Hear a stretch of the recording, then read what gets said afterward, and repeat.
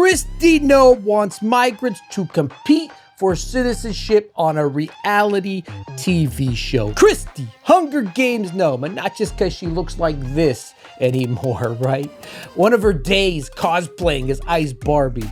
MAGA certainly does something to women. Remember when they auctioned off Guilfoyle? She looked really nice. Even the Mucinex monster is starving herself in this party. Seriously overweight, and he takes the fat shot. The fat shot. They're all taking the fat shot. But it's looking more like a heroin shot with these guys than it is. Are they sure they're getting the Ozempic from that guy down the alley? Kristi, me and Tulsi Gabbard use the same nightly face wash routine, and that is just fill in the new holes with putty. The only reality show this woman should have been on was Extreme Makeover, hair, face edition. Started out with this bus driver from South Park haircut. Look at that.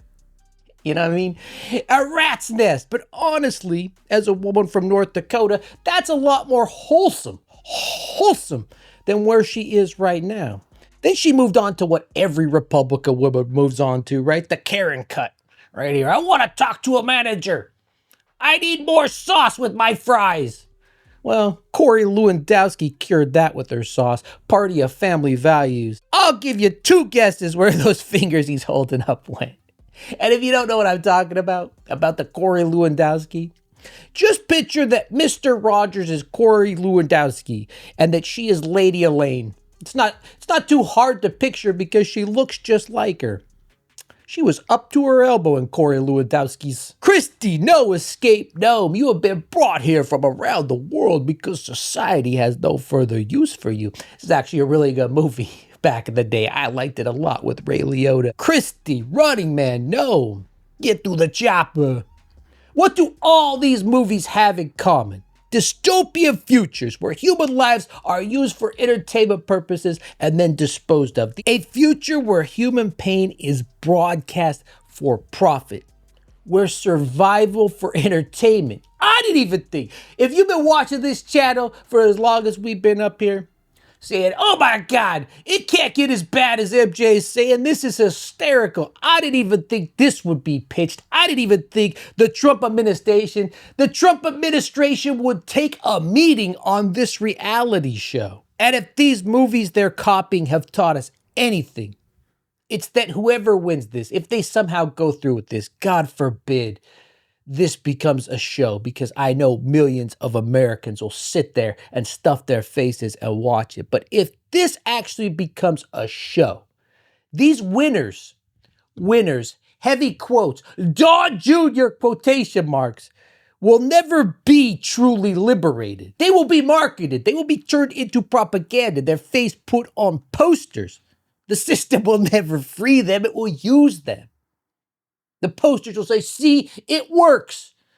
If you just work hard enough, eventually you can become a citizen of the United States. This already works with the idiots who still think they're going to be Elon Musk one day, who follow that cult, thinking they're going to get some trickle down from that. It's already working. It's been working since Ronald Reagan. Exploitation with a confetti cannon and commercials, right? And now, thanks to Kristi, that's not fiction anymore. And you know who's bringing it to us? You know who they're taking meetings with to make this? The producers of Duck Dynasty. How is this reality? There was a 35-page pitch packet when they took this meeting. And here's the setup. You ready? You ready for the actual setup? Once again, not the Onion. A group of 12 pre-vetted immigrants, meaning already cleared by the government. So there's zero actual immigration policy being solved. Right out the gate, the Trump administration is lying to you with the premise. Could you believe it? They're dropped off at Ellis Island aboard a literal boat named the Citizenship. Not only do we have to suffer through this era of fascism in America, apparently we also have to suffer through this era of hack writing. You know what I mean? Does Duck Dynasty Duck Dynasty producers, they need a little DEI maybe. Get some talent in there. I don't care if they're white. You escape political violence. You travel 1,200 miles to escape sexual slavery, to land in this country. You know what I mean? To claim asylum. You finally made it. The journey is over. And then they come up to you and they say, it's not over yet. One last obstacle. You're going to be on The Apprentice. My great-grandpa was born on the boat coming over from Greece. Coming over from Crete, right? He came through Ellis Island. We went there, we looked for his name. We didn't find it. A lot of people came through Ellis Island, so we didn't find it. But back then, the Statue of Liberty held a torch, not a camera crew and a waiver form. This is dystopian. So right when they step off the citizenship, right from the get-go, their life's reduced to a pun, reduced to a joke. The contestants then travel across America on a train called the American. It's just like The Amazing Race. I would say, maybe not just like, because instead of winning what you used to win on The Amazing Race, $1 million, instead of winning that, you get the privilege of not being sent back to your death, of not being sent back to sexual slavery. Save the children, they cried. Save the children. Along the way, they competed challenges that are supposed to represent American culture. Things like log balancing in Wisconsin, rocket building in Florida. What?